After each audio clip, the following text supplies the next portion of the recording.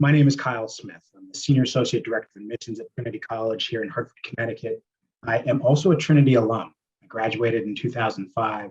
And I like to start off sessions like this by giving a little bit of my backstory.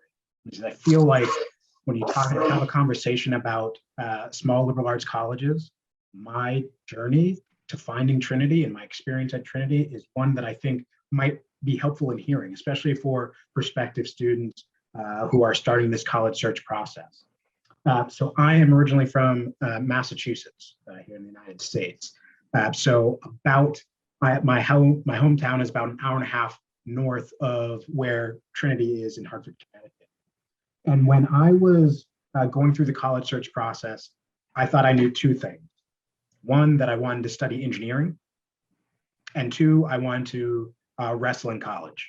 Right? Those were the two things that I was interested in. 17 years old. I wanted to study engineering. I wanted to wrestle. That's it. And I thought I wanted a big school. I was lucky enough, I had a college counselor who knew me well. And she said, Kyle, I know you have other interests besides engineering. I think you should take a look at Trinity College. It's a small liberal arts school in Hartford, Connecticut. And I heard small, and I heard liberal arts, and I said, nah, that's not for me. Right? I think I want a big school, and I want to study engineering. STEM, that's me. She said, go down, take a look. So I did. I listened to her, and for me, it was one of those cliche moments. You set foot on a college campus. For students, if you haven't done this yet, if you haven't talked to other students going through this college process, you'll hear this cliche that there'll be something that clicks when you find the right fit for you.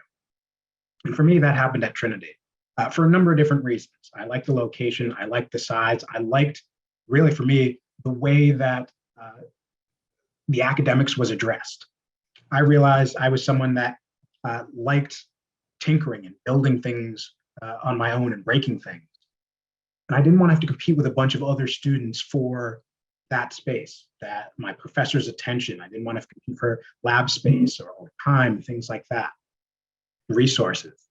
So I like the fact that Trinity, as a small school, didn't have a very big engineering program. I didn't have to compete against other students, but it had a very robust engineering program. It was a very well-accredited, well-resourced program. I also like the fact that as an engineer, the students who I'd be studying with were also interested in a number of other things. Right? There were students who were studying engineering and law. They were interested in patent law. They were studying mechanical engineering and neuroscience and doing things with prosthetics and things like that. That was really intriguing to me. So fast forward to application time, I applied early decision to Trinity. I was lucky enough where I got in. That first semester, I went head deep into studying engineering, and I was fully enjoying it. Second semester, my advisor pulled me aside and said, hey, Kyle, you came in saying you had all these other interests besides engineering. Now's the time to explore, right? Figure out, take a class that interests you outside of engineering. So I did. I took a Greek mythology class, and truthfully, I thought it was going to be an easy A, where I could sit back and listen to some cool old stories about heroes, great myths, and things like that. And I did get to hear some awesome stories, but it was not an easy A. It was a class that actually got my brain firing. I started making connections with other things and other stories and other cultures that I'd been hearing about around the world. And I kept pulling on this thread. And I ended up majoring in religion. What was great about my experience at Trinity is that by the time I graduated, I was fully able to exercise both sides of my brain, right? Hardcore math, science, engineering side, and kind of this softer humanities side of my brain as well. And so that's my Trinity experience. My wife is also a Trinity alum. She graduated the same year. We met the first day of orientation. It's one of those stories, they do exist. She studied public policy and law. And her experience was being able to walk down to the appellate courts, the Supreme Courts, which are kind of right, you can almost see them in this background of the picture that I'm showing you here. and her experience with being able to sit in judges' chambers on a one-on-one basis and have conversations with them about what the future of her career might look like, because those judges were her professors, right?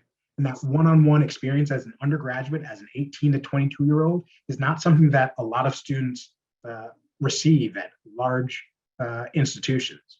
And it's something about having this small liberal arts education that provides a lot of opportunities to students. So I want to get into a big deal about small liberal arts and sciences colleges. Forgive me here as I navigate. In this next 45 to 50 minutes, what we're going to be talking about, a couple of different bullet points here. What is a liberal arts education? Is a liberal arts education a good fit for me? I know there are counselors on this call and students of probably all ages. So as you're going through this college search process, keep in mind, especially students, what is it that I'm looking for in an education? What are the pragmatic values of a liberal arts education? And then we'll get into what it is that I'm actively doing right now, and the rest of my team are doing right now. How do small liberal arts colleges evaluate applications? And then we'll have time, as I said, for some question and answers at the end. So what is a liberal arts education? I think I'm going to start off by talking about some misconceptions. There are a lot of misconceptions about what a liberal arts college, university is. And two of my favorites, or things that I often hear, revolve around words liberal and arts. And I think a common misconception that I hear quite frequently is that a liberal arts college or university has a particular political leaning. Right? So liberal arts school means they are liberal, not necessarily conservative. That is not accurate. Another misconception that I hear is that it's a liberal arts school, they're going to study arts and humanities. They probably don't do science and STEM and research all that well. That is also not the case. And there are plenty of schools like Trinity that offer great science programs and the opportunity to do hardcore research that students might think are only available at these large research institutions. That's not the case. So you can do a quick Google search of what liberal arts means. And I've done that for you here. But I've also kind of distilled a definition that I like to use and that my colleagues like to use as well. A liberal arts education is rooted in inquiry into the human experience. It provides students with a broad understanding of the world and its interconnectedness through studying multiple subjects. And you'll often hear this phrase, interdisciplinary study, when we're talking about liberal arts education. And we'll talk about it a little bit later too, but this idea about interdisciplinary study, right? You're studying engineering, but you're also studying film studies, and you're trying to find the interconnectedness between those two fields of study. Right? That's something that's very common at and core to the liberal arts education. A liberal arts education prepares you for any future, but not necessarily through a specific pathway. And that's one of the key distinctions between liberal arts and professional or technical education. A few examples of what a liberal arts degree is. You might get a liberal arts degree in biology, math, psychology, history, religion, my degree, creative writing, film studies, etc. What are often not considered as liberal arts degrees, things like nursing, accounting, business, things like that. But that is not to say that a liberal arts school might not offer a business program, or a student who goes to a liberal arts school can't go on to be a nurse or an accountant. That is quite the opposite. You'll find many students who go on, come from a liberal arts background, who go into medicine, who go into the business sector, who go into accounting, finance, all of that. But it's about the way that the liberal arts institution educates its students. That's the distinction between a liberal arts school and maybe a pre-professional or a technical school. The goal of a liberal arts education, general goal, is to get this buzzword again, interdisciplinary, well-rounded education. The goal is to develop skills and competencies for success. So you're going to see engineers at a liberal arts school are going to be strong communicators. They're going to be, because of the curriculum that they're faced with, they're going to be developing strong writing and speaking skills. They're going to be developing critical thinking and problem solving skills, regardless of their major, right? They're going to be doing research and analysis. They're going to be developing empathy and intercultural competencies, collaboration, flexibility, adaptability, leadership. All of these characteristics are key to liberal arts education, the main goals of a liberal arts education. Okay.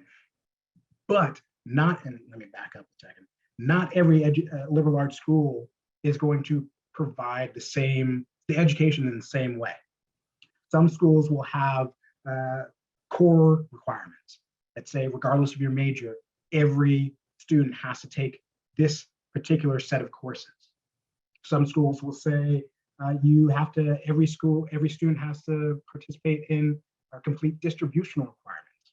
That's the case at Trinity, where we say not every student has to take the same particular course, but you have to take courses that fulfill distributional requirements. So you'll have to take a math course, regardless of your major. You're gonna have to take a foreign language. You're gonna have to take a writing course. You're gonna have to take an art course, regardless of your major, right? So we're developing this well-rounded education. So as you're doing your research, student, about liberal arts schools, I encourage you to ask the question about, what is the curriculum like here? How flexible is the curriculum, and how flexible is my field of study going to be? Will I be able to pull from multiple different sectors of academia to meet my goals? Right? That's not the case in every institution. I encourage you to ask those questions. Is a liberal arts education a good fit for you? That depends. Again, another misconception. Liberal arts schools are best for students who don't know what they want to study, or they want to study many things. And that's not the case, right? You're going to see many students who know exactly what it is that they want to study. They are laser focused on history. They're laser focused on neuroscience. Right? But in a liberal arts education, they're going to be able to have that laser focus, but they're also going to be, because of the curriculum, they're going to be encouraged, if not required, to take courses outside of that major as well. Right? But they're still able to have this kind of laser focus if that's what they want. Some shared characteristics of many liberal arts schools is this concept of intimacy, student-centeredness, customization. I'll go into each of those in more depth here. In terms of intimacy, I think one of the key features of a small liberal arts school is its size, right? You're going to have small classes, and that provides intimacy. You're going to be able to get to know your professors very well. You're going to have conversations in class. You're not necessarily going to be in large lecture halls where the professor is 200 yards away from you and you can't see her very well or what she's writing on the board.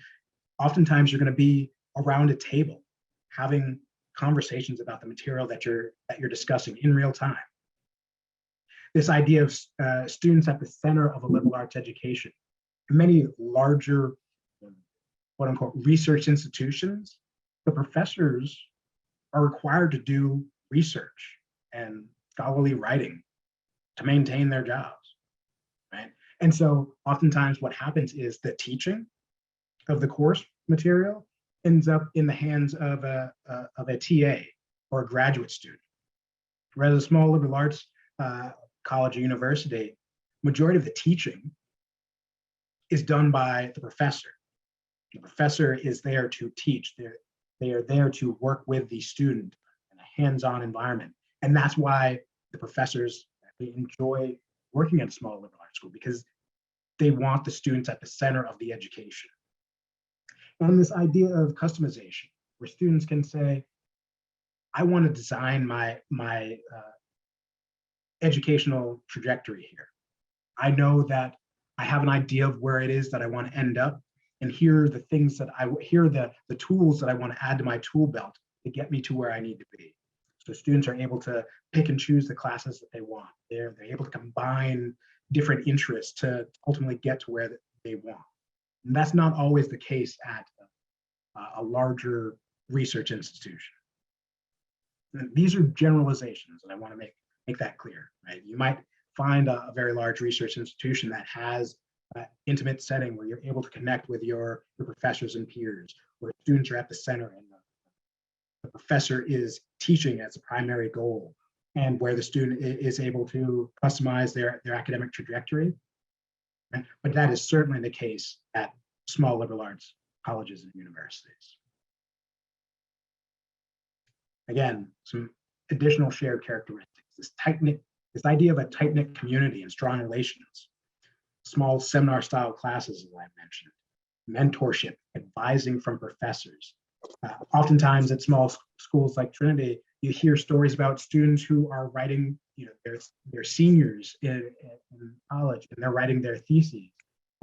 Their professor who they had in their sophomore year is their thesis advisor. And it's changed from a relationship from a teacher-student relationship to a peer-to-peer relationship. Right? And that's because of the tight-knit community and the intimacy and the relationships that we're able to foster at schools, small liberal arts schools. There's this focus on developing the whole student as a person. And again, interdisciplinary programming. Many schools will have study away opportunities, clubs and internships. So developing the whole student outside of the classroom is a key distinguishing factor of a liberal arts education. And again, this academic flexibility and customization. You're going to see many students at liberal arts schools double majoring, picking up minors, taking all sorts of electives outside of their major. But at the same time, you're going to see plenty of students who, as I said earlier, who are laser focused. Right? They know exactly what it is that they want to do. They want to study history, and that's it. There's a place for them at small liberal arts colleges. What are the pragmatic values of a liberal arts education? And there are a lot of different ways that I can go about telling these stories. And I'm going to use an example that one of my colleagues recently used when talking about the value of a liberal arts education. And he was talking about self-driving cars. Right? You might be a student who says, you know what, I am interested in AI, I'm interested in technology, I'm interested in developing self-driving autonomous vehicles. I think I must study computer science or engineering. And that is probably a good path for you to go down. But know that if you are working for Tesla or Ford or any of these car companies and you're talking about self-driving cars, there's all these other conversations that are happening to get these cars on the road. Right? You're going to have political conversations. So having a conversation about having an in-depth knowledge about political science might help you get this car on the road so that you're working with politicians and making sure that policies are passed so that your car is able to drive down the road without breaking any laws. You might have to think about ethics, right? The whole conversation about self-driving cars, is it going to get into a car accident or run over a cat? That's kind of gory. But right, this conversation about ethics comes into this hardcore conversation about technology when we're talking about self-driving cars and artificial intelligence. You might need to have a solid understanding about urban planning, right? How do cities work? What's the best way to get a car from point A to point B? All of these things come into play in a liberal arts education. You're able to pull from a number of different fields to get to the results that you want. And so you see that in many different realms as well. Law school, right? Law schools are going to teach you how to be a lawyer. Come into law school or go into law school with this background, studying the things that you're interested in. Pursue an area of study that interests and challenges you. taking advantage of opportunities to develop your research and writing skills, taking a broad range of difficult courses from demanding instructors. That's the type of experience that you're going to find at a small liberal arts college. Medicine, as I said before, you're going to have plenty of medical school is going to teach you how to be a doctor, nurse, or a physical therapist, right? But being exposed to the humanities had higher levels of positive personal qualities, such as empathy, tolerance for ambiguity, wisdom, emotional intelligence, self-efficacy, and visual spatial skills, right? Again, those are all things, these kind of intangible, softer skills that liberal arts education teaches you, regardless, again, of your major. And here's another kind of timely example, even though this is from 2017. Uber, many of us know Uber, was picking up psychology majors to deal with unhappy riders. Right? OpenTable was hiring English majors. Right? Just because you have a specific major in religion, for example, again, my story, doesn't mean I can't go into business or the technical world, because many companies are looking for students who have these skills. Right? Like my friend Mark Cuban here says, don't go to school for finance. Liberal arts is the future. With the continued automation of so many jobs, billionaire investor Mark Cuban predicts that those with quote unquote soft skills, such as adaptability and communication, will have an advantage in an automated workforce. And so again, these are the types of skills that liberal arts colleges and universities are promoting, regardless of major. A liberal arts education isn't about dabbling with Plato, learning some light history or political science theories. It's a degree defined by the rigorous development of skills that grease the wheels of collaboration and teamwork to come. Right? So when you're thinking about the future of work, the common saying is the jobs that will be in place 4 years from now don't exist now. So you've got to develop all of these skills to help you get the job that doesn't exist. So being able to pull from a very technical background, being able to pull from historical data, being able to analyze information, regardless of your major, that is what I feel, and what many of us in the liberal arts world feels, is the key to future success. And having all of these, again, tools in your toolkit, that's the key to success. And that's why we're so passionate about liberal arts educations. We're shaping future leaders by giving them so many of these adaptable skills. So I want to take a minute here to talk about how do small liberal arts colleges evaluate your application. And for the students in the audience right now, depending on where you might be in the college search process, you might have a number of friends who are applying to colleges as we speak. And there are thousands of people like me on the other side of the table who are evaluating applications. And I've worked at both small liberal arts colleges like Trinity and big research institutions. And I can tell you that the way that colleges evaluate applications is not necessarily the same at every institution. But some common characteristics for the way that a small liberal arts college evaluates an application is this concept of a holistic admissions process, right? Small schools want to bring in students who are going to contribute to our community. And so that the way that we look at an application, we're taking a number of things into consideration. Yes, we're looking at academics.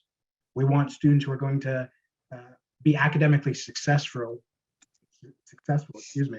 from the get-go. Right? So we're going to look at your past academic experience to predict how well you're going to perform academically at our institution. We're going to look at your performance in individual classes. We're going to look at the classes that you've actually taken. Have you challenged yourself academically in those classes? Right? We might be looking at standardized test scores. Trinity is a school that's test optional. We can have a whole conversation around standardized testing, but know that some schools, when they're evaluating your academics, will be considering your standardized test scores, SAT, ACT, things like that. Right. We're also going to be looking at your co-curricular activities, right? So the things that you get involved with outside of the classroom, right? Whether it's athletics, whether it's jobs, internships, research, writing for the school newspaper, editing the yearbook, all of those things play a factor into our review process. And we're also going to be looking at the personal aspect.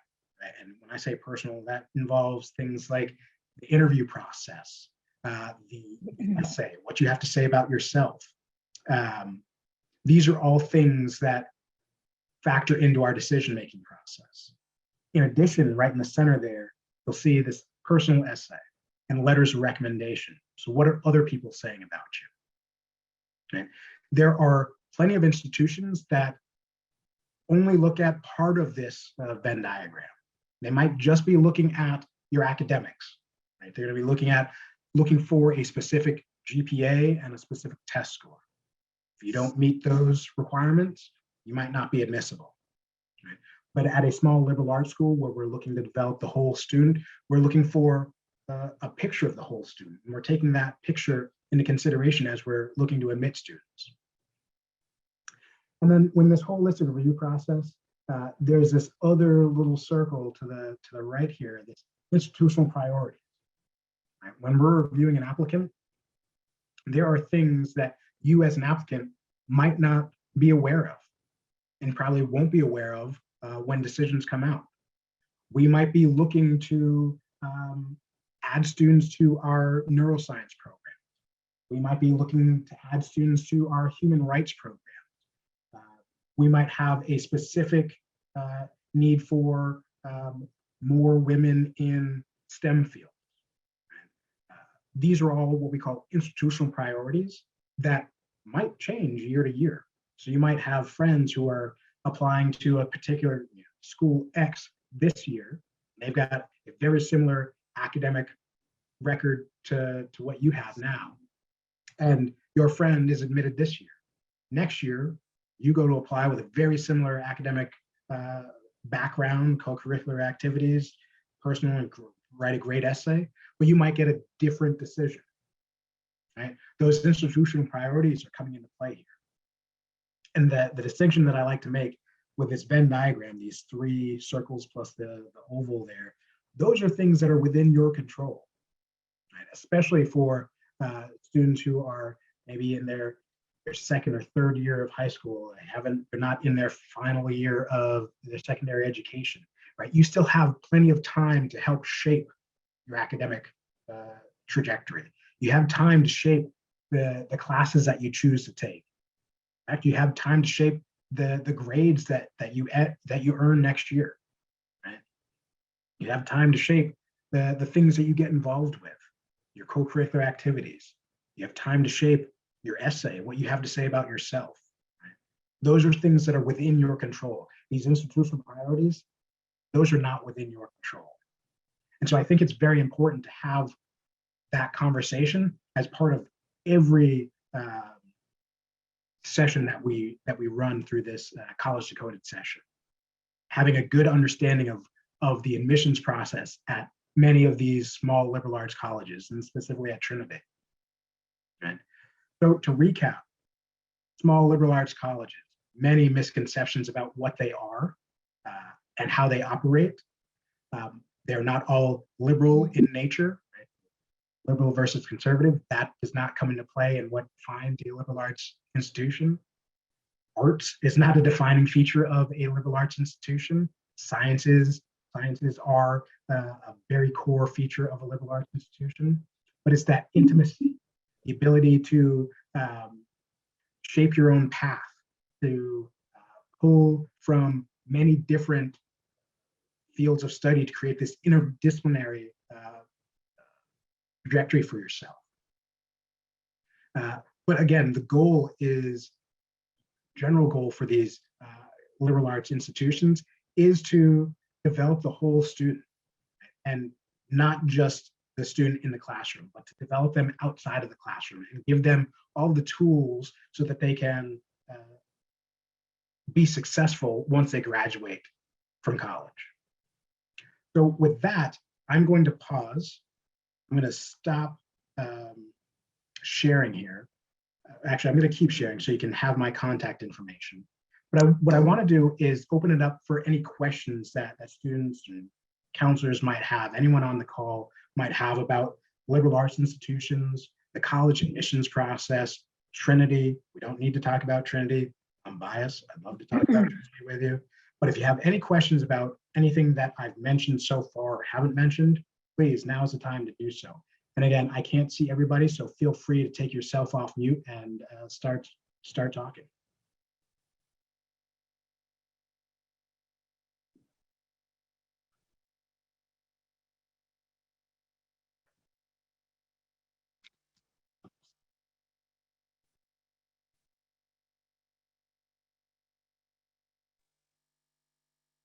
Hi, I had a quick question, if you don't mind. I'm new in the counseling, and I'm quite new in this whole university process. But SATs versus ACTs, I know you mentioned your test optional, and it seems to be a trend going forward. But just generally, in your experience, how would you want to advise a child or a student who's looking at liberal arts colleges, and is that a conversation to have or not?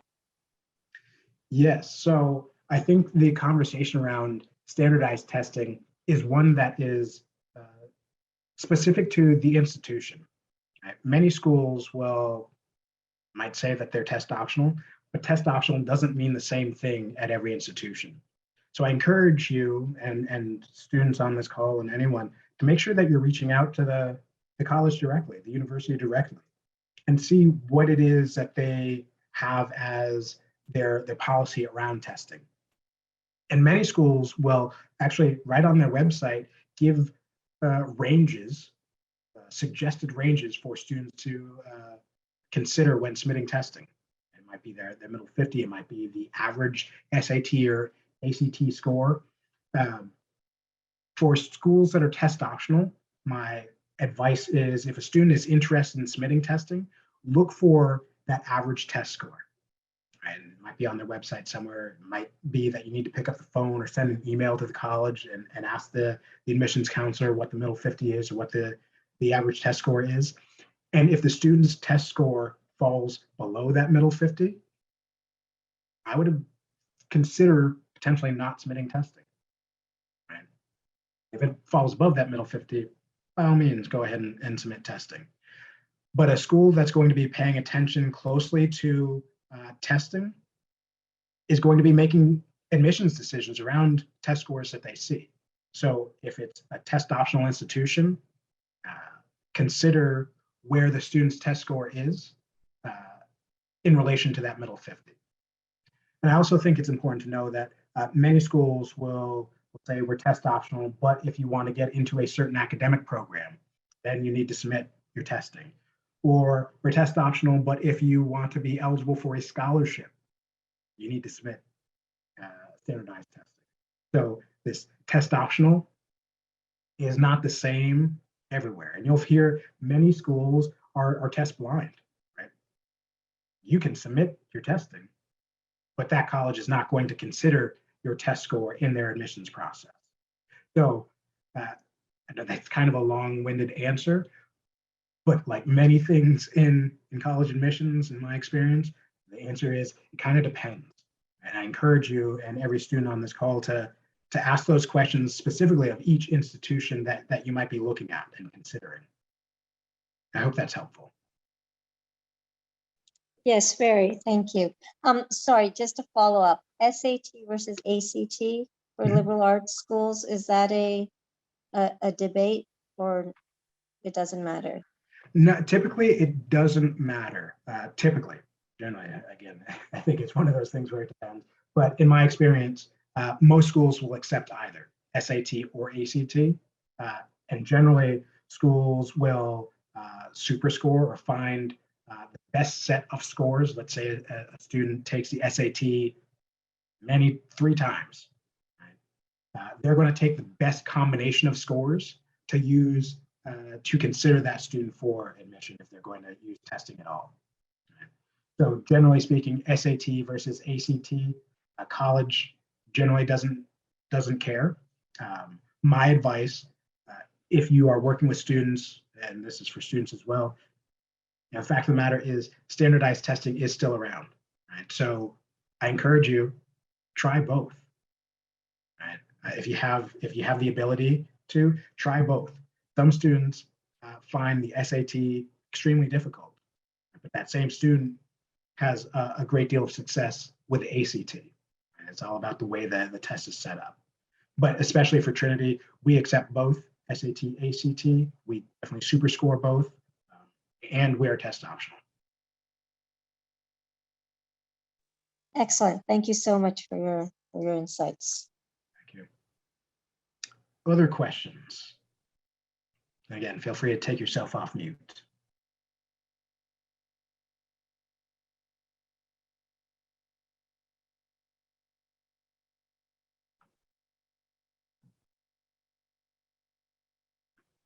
I started my career when I graduated Trinity as a high school English teacher. I am very comfortable with awkward silences. If you sit in on other conversations with me, you know that. I will do this again. So I'm going to give it another minute.